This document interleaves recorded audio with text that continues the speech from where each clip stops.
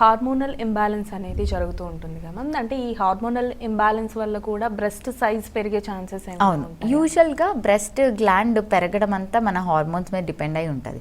అంటే ప్యూబర్టీ ఆ ఏజ్ నుంచి గ్లాండ్ డెవలప్ అవుతున్నప్పుడు మన ఈస్ట్రోజన్ ప్రొజెస్ట్రాన్ దాని మీద వర్క్ చేసినప్పుడు ఆ గ్లాండ్ పెరుగుతూ ఉంటుంది కదా.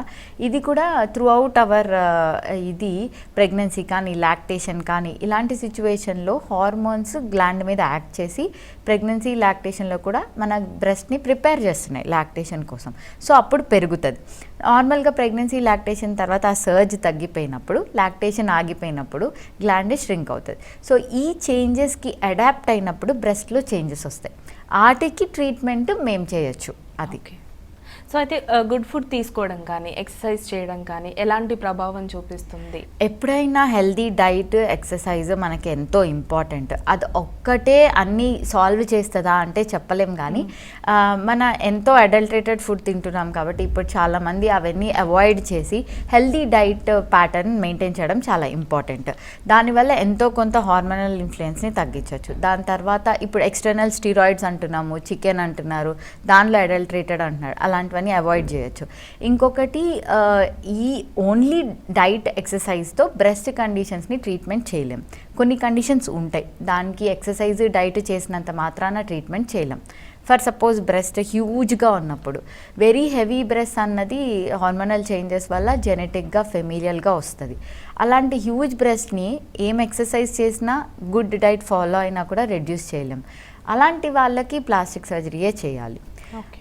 బ్రెస్ట్ హెవీగా ఉన్నప్పుడు యూజువల్లీ అది కాస్మెటిక్ ఇండికేషన్ కంటే కూడా మోస్ట్లీ ఫంక్షనల్ ఇండికేషన్. అంటే వాళ్ళకి బరువు వల్ల బాగా నెక్ పెయిన్ రావడం, భుజాలు నొప్పి రావడం, అండ్ దెన్ హైజీన్ కూడా మెయింటైన్ చేయలేరు.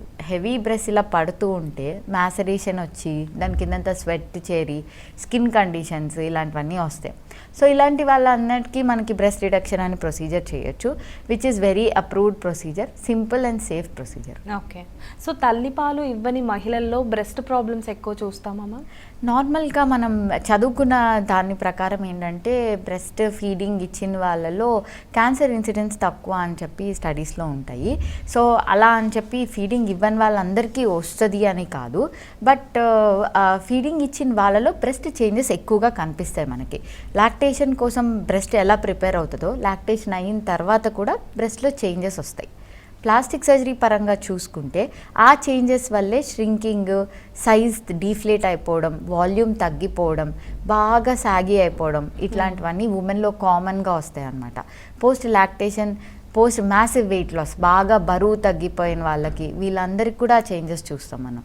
బాగా సాగిపోయిన బ్రెస్ట్ని కూడా మనం మాస్టోపెక్సీ అంటే బ్రెస్ట్ లిఫ్ట్ అంటారు, అది చేసి లిఫ్ట్ చేసి ప్రీవియస్గా వాళ్ళకున్న రౌండ్ ఎలివేటెడ్ ఫర్మ్ బ్రెస్ట్ మళ్ళీ చేయొచ్చు అనమాట. ఓకే.